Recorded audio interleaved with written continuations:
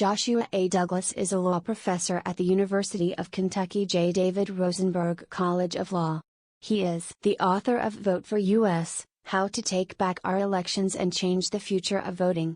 Follow him on Twitter. The opinions expressed in this commentary are his own.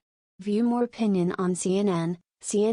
Republicans are using their lies about massive voter fraud in the 2020 election, which had zero evidentiary support, to propose even stricter voting laws for future elections.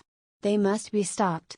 According to the federal government's Cybersecurity and Infrastructure Security Agency and election officials of both parties, the 2020 election was the most secure and well-run election ever.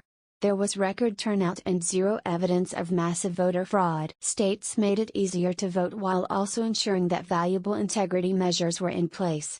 So, the logical next step would be to continue what worked well and even expand upon those successes. But instead, Republican legislators in numerous states are advancing new laws to cut back on voter access. Arizona Republicans have proposed measures to limit mail-in voting after President Joe Biden won the state's Electoral College votes and Mark Kelly won the Senate race, both Democrats. One idea is to eliminate the state's popular permanent early voting list of individuals who automatically receive a ballot, while another would require mail-in voters to have a notary sign their ballot envelopes. These measures come in the wake of the Arizona Republican Party, through its Twitter feed, spreading anti-democracy lies about the sanctity of the 2020 election. Across the country, Georgia Republicans, reeling from losses in the presidential election and both U.S. Senate races, have proposed the elimination of no-excuse absentee voting and ballot drop boxes, while adding a requirement that absentee voters provide a copy of a photo ID. A local Republican election official in Georgia said the quiet part out loud. She supports new voting restrictions so Republicans would at least have a shot at winning. Pennsylvania Republicans, meanwhile, are seeking to repeal the 2019 law that adopted no-excuse mail-in voting, which they had overwhelmingly supported. They are also holding 14 election-related hearings to explore the 2020 process, despite the fact that they sustained their control of the state legislature and won a statewide race for treasurer. Pennsylvania's Senate Republicans further showed their true anti-democracy disposition by removing the state's Democratic lieutenant governor from presiding over the chamber and then initially refusing to seat a Democrat who had narrowly won his race, acquiescing only after a federal court rejected the Republican challenger's lawsuit. New Hampshire legislators have introduced a bill to repeal same-day registration, a proven pro-voter strategy that exists in both red and blue states and leads to higher turnout.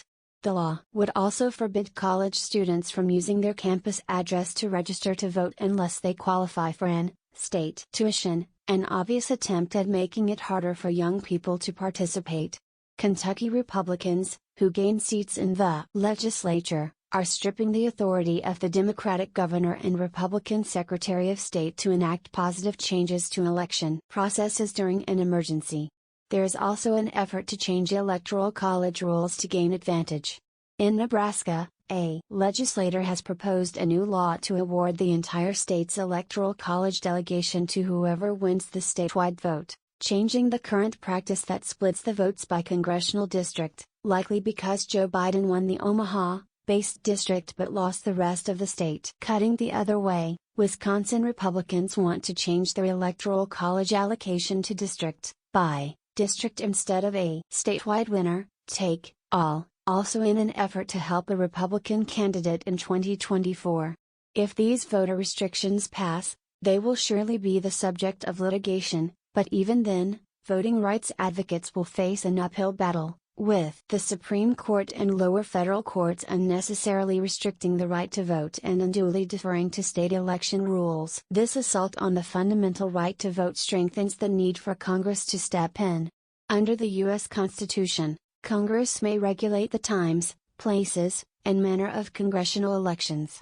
Both the House and the Senate will soon consider a bill that would adopt numerous democracy reforms, such as requiring states to offer same-day voter registration, 15 days of early voting, and no-excuse vote by mail, among other significant structural changes to our election laws. A Pew poll in 2018 found that 2/3 of Americans agree that everything possible should be done to make it easy for every citizen to vote. State-level attacks on the right to vote call for a bipartisan commitment to democracy, which means full participation in our elections. We should strive for high turnout and determine our leaders based on who receives the most votes, not which party's voters have the easiest path to the ballot box. We must eliminate gerrymandering and manipulation of electoral college rules that entrench minority control. States should focus on expanding access to the ballot, not putting up unnecessary restrictions in the name of phantom voter fraud. And if they want, then Congress should pass robust democracy reform measures so that every American can realize the ideals of a democratic republic that is actually responsive to the will of the voters.